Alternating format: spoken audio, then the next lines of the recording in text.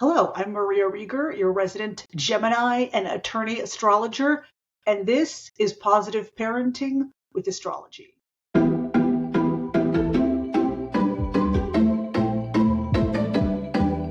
Today's episode, we're talking about the big transits of February 2026. A lot going on in this month. You'll have had a preview already if you saw my video on the biggest transits of 2026. Really quick, I want to point out that this Sunday, February 8th, I'm going to be speaking at a micro summit on relationships and healing. It's all online, it's free. There are only going to be about 4 or 5 speakers there, so it's going to be a very close, intimate setting. At the end of the 2 hours, there will be a session with the speakers, and you can talk to us and interact with us one-on-one, which will be really cool. But I love the close, intimate nature of this particular summit. It's hosted by the Body, Mind, and Soul Collective on relationships and healing. And I'll be speaking there, and I would love to see you there live. So the link to register is below. Again, it is free to register. So just hit that link down below in the video description. If you have been here a while and you are not on my mailing list, that is also below. I have a lot of really cool stuff coming up and a lot of guides, a lot of free stuff only available to the people on my mailing list. That link is below if you're interested. So let's get to it. So the transits of February. This month is about, especially for parents who are recovering from complex trauma, complex PTSD, which is my case, especially for us, this month is about making that transition from survival, from that survival focus, survival-based striving, to conscious leadership and conscious decision making. It's about leadership rooted in values at home, in community, and with ourselves. So we're going to take a look at the chart really quickly because this is really good stuff. Okay, here we go. Okay, so here's the chart. So you'll see full moon in Leo, which happened yesterday, February 1st. I'm recording this on February 2nd. As you know, I'm always on Latin time. So full moon's opposite the sun, and we have the full moon in Leo opposite not only the sun in Aquarius, but all these other planets in Aquarius, most of which are fast-moving planets except for Pluto, which now we are firmly in the age of Aquarius, as we've talked about in other videos. This is a very interesting dynamic because Leo is about how I, the individual, shine, how I lead, again, at home, with myself, in community. And Aquarius is the energy of the collective, of friends and acquaintances, of how I, as an individual, fit into the collective, how I am seen in the collective, how I can contribute, what I can contribute, right? So it's a very interesting dynamic here because it's about leadership and my interests and how I shine and my purpose within or in relation to the collective and society. And I think this is a dynamic a lot of us are feeling at this moment. Like, how do I maintain my individuality as part of the community? How do I contribute to the community in a way that is not only that I'm making a conscious choice regarding, but contributing to the community and to others in a way that is consistent with my values? Because when we're not doing that, when we're leading in a way that's not consistent with our values, we are experiencing cognitive dissonance, something called the psychic entropy. Basically, it's an inconsistency, like an inner inconsistency, and that is extremely disturbing. So the big question we want to be asking ourselves right now is, how can I lead and how can I maintain that individuality, but also honor myself, my growth, my path, my nature, my values, and at the same time, consistent with that, how do I contribute to humanity, to the collective, and help the collective? What is my place in the collective? It's a very interesting thing to be thinking about, and this full moon is highlighting that question and that search. Now, this full moon in Leo is also highlighting leadership from a place of attunement and warmth. One thing that you should be asking yourself now is, how are you modeling heart-centered leadership for your kids? Are you leading in a way that is consistent with your values? Are you leading in a way that is consistent with what you want to be teaching your children? How are you modeling that for them? How are your boundaries? Are you leading in a way that honors your boundaries and in a way that supports the structure that you want at home and in your life? Because secure leadership is not about being perfect, and it's not about being the loudest in the room. If you have spent any time in the corporate setting, which I have most of my career, you will know that in meetings, there are always one or two or a group of people that are talking. They're always the ones that are talking. They talk all the time because they think that the constant talking, the constant dialogue means they are being leaders. That's not true. So secure leadership, good leadership is not about being the loudest. It's not about talking the most frequently. It's not about being perfect. It's about being able to take decisive action when need be, and it's about being emotionally present. So are you doing that at home? Also ask yourself, how are your children, how do they like to receive attention and affection from you? What is their love language, if you will? That may be different, right? And lead from that as opposed to leading in a way that you have been taught from past generations, or the default. A lot of us parent from a default place because that is how we were parented. That is kind of our default until we know better and do better. Are you parenting from a place of, like a default way? Are you using a default parenting structure, programming, or are you making conscious decisions about how you are parenting? Again, lead from that. Now, I'm going to stop sharing here for a second. Okay, there we go. See, I could figure out tech. And it's not even Mercury retrograde yet. That's coming later. Oh my gosh, so many things. So tomorrow, February 3rd, Uranus stations direct in Taurus. Get ready, because later this year in April, Uranus is going to switch signs back into Gemini. We got a taste of that last year when it went into Gemini and then retrograded, right?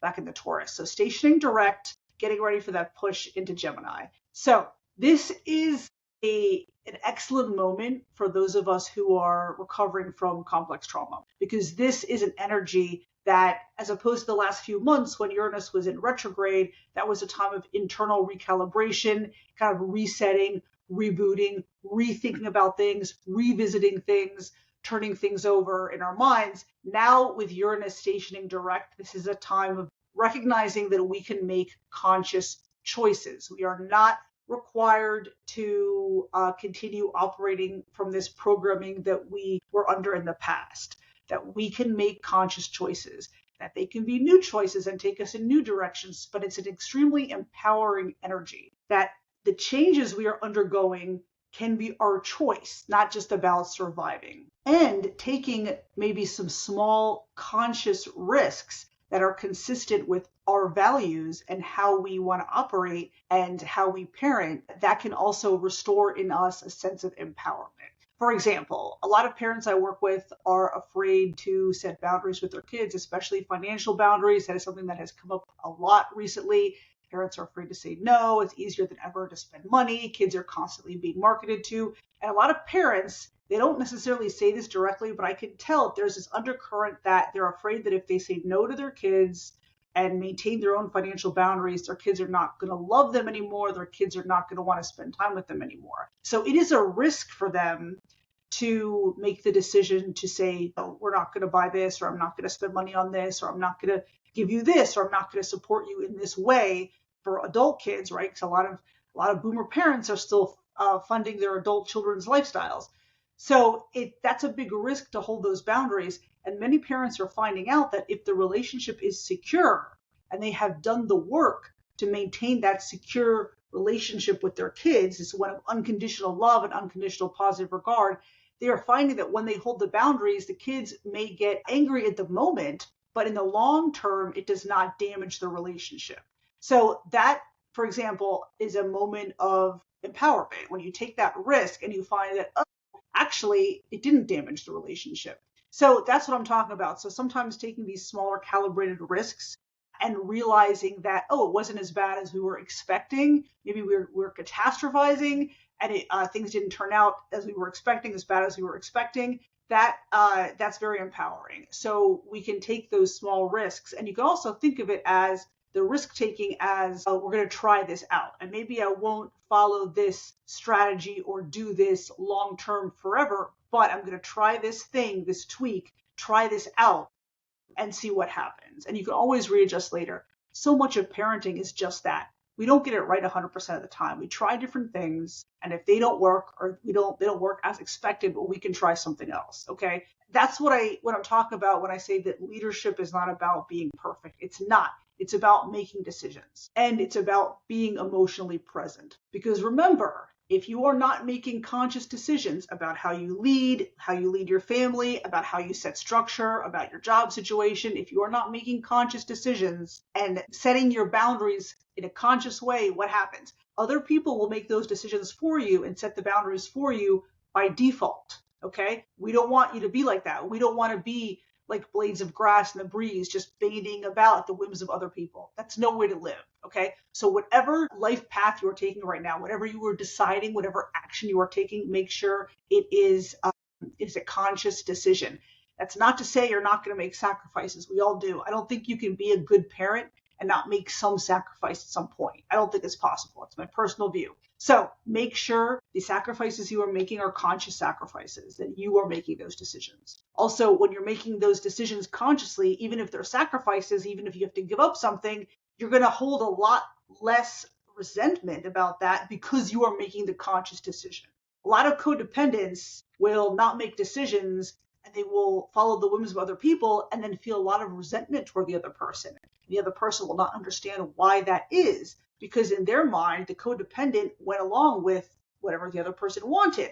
But the codependent didn't want to go along with it, but they also did not make their feelings known. So they did not make a conscious decision. Their decision was made for them by default, and now they feel resentment about it. That's a poor communication, and codependency is a whole nother subject we don't have time to get into today, but that's an example of what I'm talking about.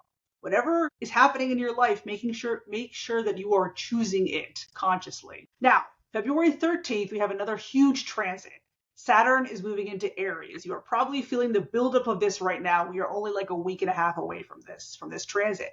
If you watch my video on the biggest transits of 2026, I covered this. This is a huge energy shift. Saturn takes about 30 years to cycle through all the 12 signs. That's why people have their Saturn return around age 30 and their second Saturn return around age 60. Saturn to Aries. It is a very supportive energy for just getting work done and getting things done and making progress. All good stuff. It is going to change the tone of a lot of the collective energy right now. This transit is calling on you to attain the next level of maturity regarding your sense of self. The moment Saturn enters Aries, the first few days or weeks, you may feel like you're stymied. You may feel frustrated because you are feeling compelled to get things done and move forward and make a lot of progress and advancement within a short period of time. So things will level out eventually, but sense of frustration you will feel over the next few weeks is going to be normal. You're going to be compelled to assert your individual needs, your personal autonomy.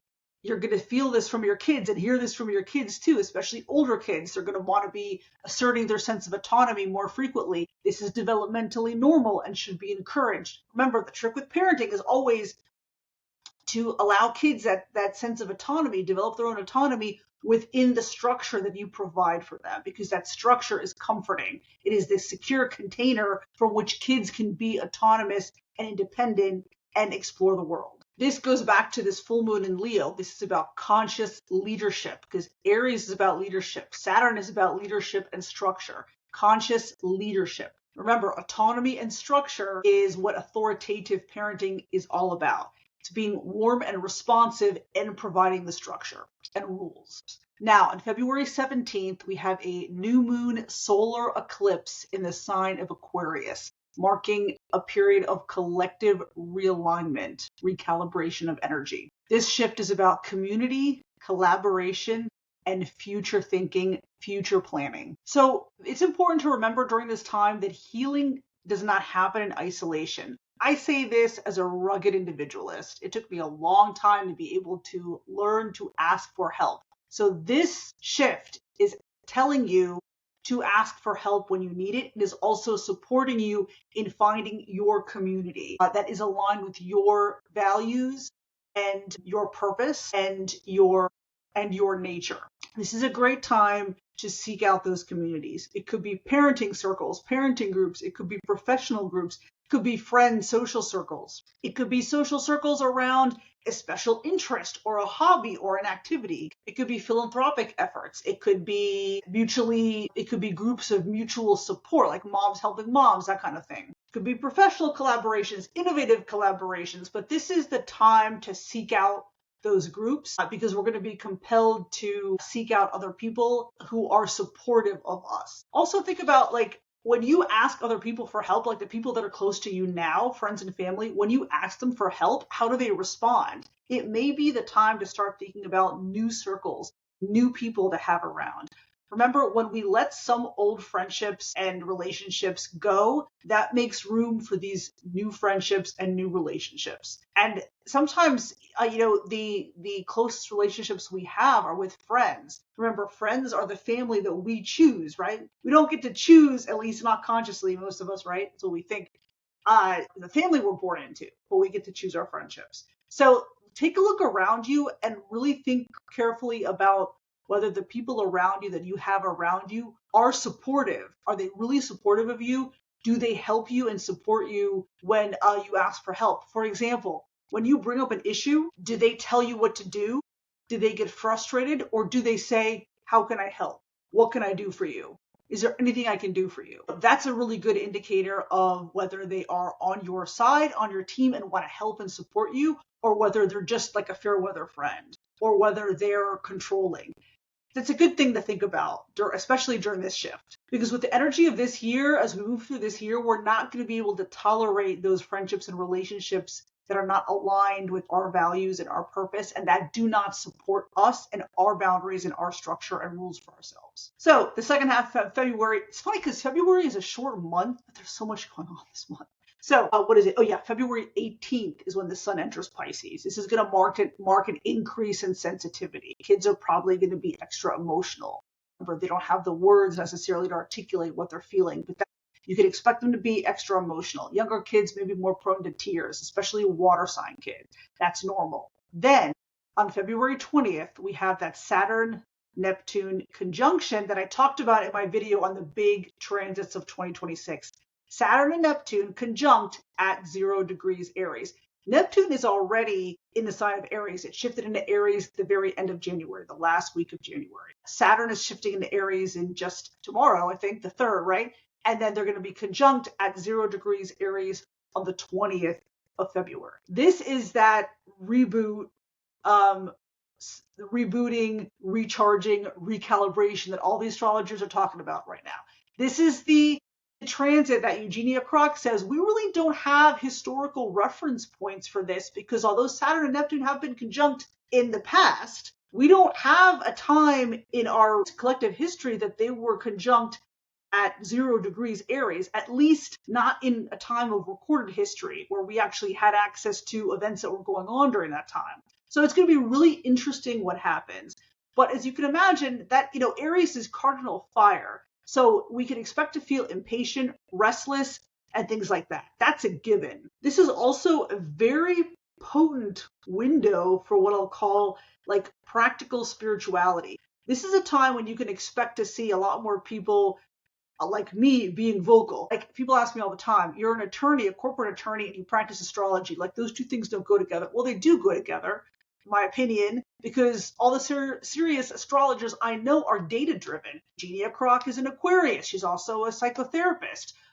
Michael Bryan is a clinical hypnotherapist. Stephen Arroyo is a psychologist. And they have all done studies, in-depth studies on the patterns, these energy patterns that are born out in the study of astrology. So all serious astrologers are data-driven, and we see patterns. That is why we have come to the conclusion that studying astrology has merit, because of the patterns we have seen. So this is a really, really good time for people of that ilk to not only get work done, but to also incorporate spiritual practices into these areas of life where traditionally that they were not considered to be aligned. So it's going to be very interesting. This is also a time of turning our vision into reality. Remember, Neptune is shifting from Pisces into Aries. So the potential for bringing our dreams into reality, into the physical plane, very strong. And for those of us who are trauma survivors, those of us who are recovering from complex trauma, this is about building a life we can live with, building a life that is embodied at a pace we can handle, structured in a way we can handle, maybe letting go of a lot of things, not trying to do so much anymore, having better structure, having more of a minimalist life. It can be all those things. It is what we want it to be. That's what's so exciting about this energy. The last thing we'll talk about is Mercury is going into retrograde at the end of the month, February 26th through March 20th. Now, in an earlier video, I talked about how there will be 3 periods of Mercury retrograde this year in all 3 water signs. So Mercury is going to be retrograde in Pisces. So when Mercury is in retrograde, what happens? We know this, right? The potential for miscommunication is higher. Also like tech snafus, travel delays. I always have tech snafus, so I don't really see any major difference because of the way my chart is, right? But we technically have a lot more technological, electrical mishaps, travel delays, communication delays, miscommunications, like people trying to communicate, but they're just not connecting. Like one person is saying this, the other person is responding, but they're not understanding each other. Or you may ask somebody a direct question and they answer indirectly and you're frustrated with them because you asked a very specific question that they're not answering, either unable or unwilling to answer. A lot of those things, the potential for all of those things when Mercury is retrograde in Pisces, very high. You can expect kind of a mental fog or confusion around the details because Mercury is an energy that likes to be very precise. That's why when I talk about Gemini and Virgo, we talk about precision. They're signs that talk about or that it's important that they are precise in like the language they use. Virgo has this attention to detail. Gemini is very precise about parsing language and about the meaning of language and linguistics. So you could expect some maybe miscommunication or confusion or fog around the details. But also, on the other side of that, Pisces is a very intuitive and creative energy. So this is a time when you should pay attention to your dreams, pay attention to anything that comes up mentally for you. Like sometimes you'll just be doing some activity and then you'll just have a thought. Pay attention to those thoughts that just come up when you're not like consciously thinking about something. They're just things that come up. That could be some kind of message for you that's something for you to pay attention to or something for you to write down to revisit later.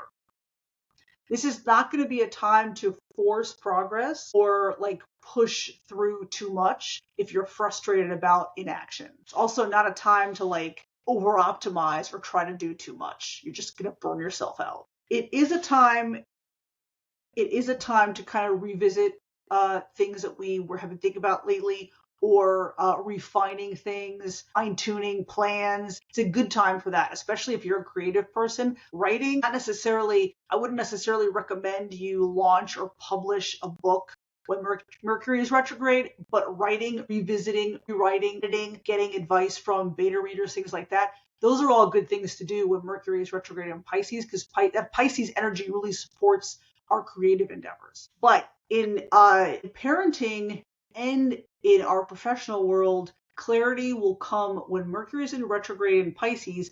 We will get clarity from going inward and thinking deeply about things rather than pushing through or overextending or pushing forward. Remember, if you push too much and you're encountering too much resistance during this time, that's not the action you should be taking. Remember, as we say in the spiritual community, flow with the energy, right? It's not to say you're not going to have to make an effort and you're not going to have to work and things may not be difficult. They will be, but this is not a time when you should be pushing too much. It is a great time to encourage your kids to draw, paint, write, journal, even better if you are doing this activity with them. Yesterday, because I have been snowed in with my teenager and 2 dogs for a week and a half, yesterday we did watercolors, which was awesome. For example, together. Whether you're doing the activity together, working on it together, or you're each doing the activity like in parallel, that is great too. You don't necessarily have to be doing the exact same activity. Sometimes you can each be doing your own creative activity, your own thing, but you're occupying the same space and you're looking at each other's work and complimenting it. Either way you structure the activity, it's a bonding experience for you and your kids. Now, before we close out, I want to go back to the chart really quick. So there's something I forgot to mention earlier that I hope will leave everybody on a good note. Okay, so you'll see We've got Uranus here, which is about to station direct in Taurus, trining Pluto. This is a really supportive energy. We've also got this nice sextile here between Uranus and that Saturn-Neptune conjunction, which is going to be exact very shortly later in February. So this energy and this energy, very supportive. Now, these are the slower moving planets. So the faster moving planets, what we call the personal planets, the slower moving planets, those are going to be the planets that their energy affects the collective to a greater degree because they're slower moving. So that means when people that are born during the same generation, they have very similar placements of those slower moving planets, right?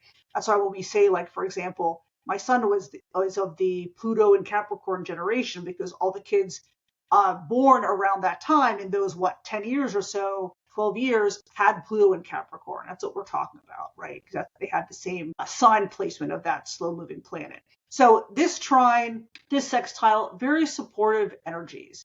The energies are going to work more easily, flow more easily. So even though these energies are not the most comfortable, and I covered this in detail in my video on the 2026 transits, we have a lot of aspects and things here that will support the integration of these energies. Okay, so I want to leave you on that note that is good stuff. All in all, there, I stopped sharing. See, I can do tech stuff. But all in all, February is a month again of coming out of this kind of survival focus, survival based striving to conscious decision making. And again, as I talked about in my video on the 2026 transits, this is a really, really exciting time because we are getting to choose how life is going to look for us going forward. Really, really exciting.